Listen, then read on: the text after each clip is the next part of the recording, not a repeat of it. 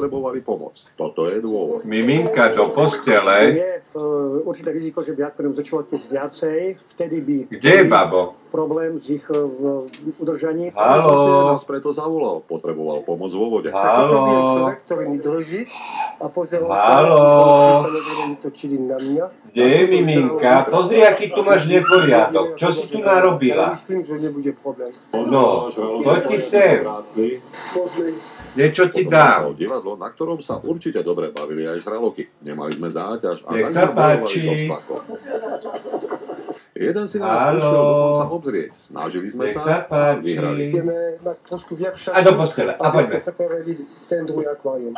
Druhé akvárium je už tam. Poďme do postele. Ale... Všetko dobre dopadne. Všetko sme podarené. Dokonca akvária. Mázek do peleku. Mázek do peleku. Poďme. Poďme do peleku. A šup. A šup. A tam pod peleku. Ale dúfam, že sa podarí. Pozri, aký tu si spravila celý. Toto normálne sajgo. No, čup.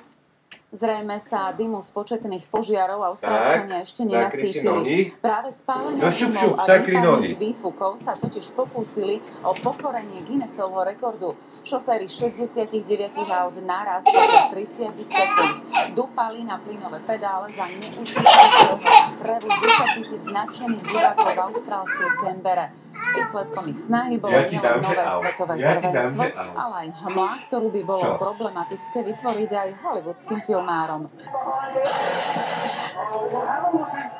A späť na Slovensko. Prednedávnom sme vám ukázali 69-ročného muža z chorvátskej obce Grabovnica, ktorý svoj 7-hektárový pozemok premenil na krajinu plnú zázrakov. Píšiť sa jakavými výzdobami ale môžeme aj u nás na Slovensku.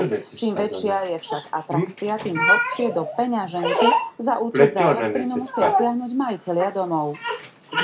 Milión farebných svetiel premenilo záhradu chorvátskeho farmára na farebnú rozprávkovú ríšu. Kráse vyrážajúcej dých sa venuje už 11 rokov. Začal som v roku 2002. Vyzdobil som svoju farmu so 70 000 svetlami. Mnohí ľudia sa ma potom pýtali, koľko ich bude o rok. Povedal som 100 000 a 200 000 a to číslo každý rok narastá. Je sa však na čo pozrieť aj u nás na Slovensku. Mnohé domy dokonca pripomínajú menšie Las Vegas. Trošku. Čup. Odpajdu. Nazaj.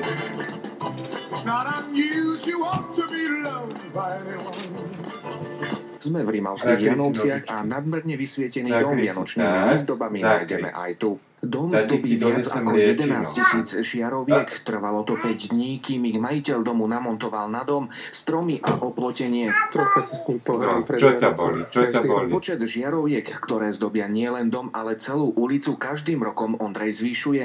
Aj preto sem každý rok príde niekoľko desiatok obdivovateľov. Niektoré rodiny svoje vyzdobené domy nechávajú svietiť pokojne aj do februára. Každý špás však niečo stojí. Takáto atrakcia vám totiž môže poriadne zvýšiť náklady na elektrinu. Je dokonca rozdiel, ak výzdoba len svieti alebo aj bliká. Vtedy spotreba narastá ešte viac. Áno, Miminka? Tak si pri kúpe už nevšímať tam si láškaj, tá ti atraktívne, ale naozaj, aký je príklon toho, ktorého osvetlenia, ktoré budeme používať. Jagavé svetlá na vyzdobených domoch zhasnú približne o mesiac. Ten 2. február v našich krajoch je taký tradičný. Ak chce mať niekto celé Vianoce počas celého roka, spokojne ich môže mať, len nie je to o tom, aby to zase úplne nezošednilo. Števo Bodor a Táňa Slivková, televízia JOJ. 51-ročný muž môže konečne podať ruku svojmu vnúkovi a priateľom. Prišiel o ňu po nebezpečnej agresívnej infekcii. Tým lekárov mu však náročnou operáciou končetinu nahradil rukou od darcu. Hoci sú už sviatky za nami, tento dnes už šťastný muž sa o tom, že podstúpi náročnú operáciu, dozvedel deň po štedrom dni. O čosi oneskorený darček mu dali prostredníctvom telefonátu, keď mu oznámili, že naši darcu jeho ruky. V telefóne zaznelo, asi máme darcu, ale že mi zavolajú ešte o hodinu, aby mi to potvrdili. A zavolali.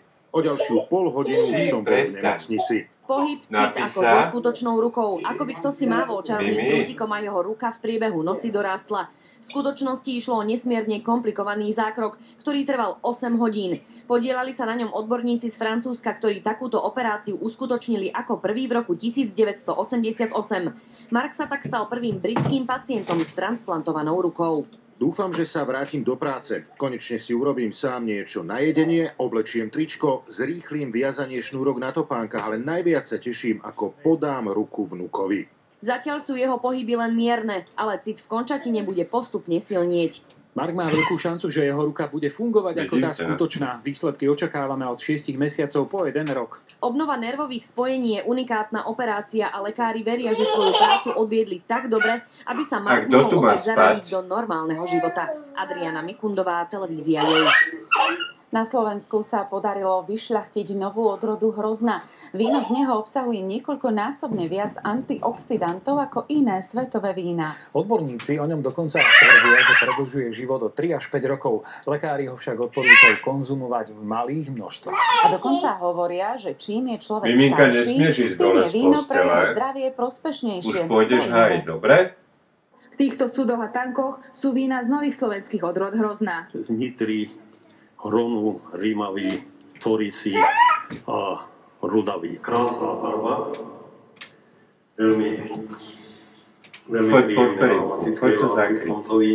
Skúmaním sa zistilo, že Torisa obsahuje najviac antioxidantov. Nie len šupka obsahuje farbivá, ale aj šťava. V Torisi sa nachádza niekoľkonásobne viac resveratrolov než napríklad v Cabernete Sauvignon alebo v iných klasických svetových červených vínach. Resveratrol pôsobí preventívne proti rôznym civilizačným chorobám. Kardiovaskulárne ochorenia, nádorové ochorenia, šedý zákal a najmä Alzheimerová choroba. Podporuje aj dlhovekosť. Predĺženie života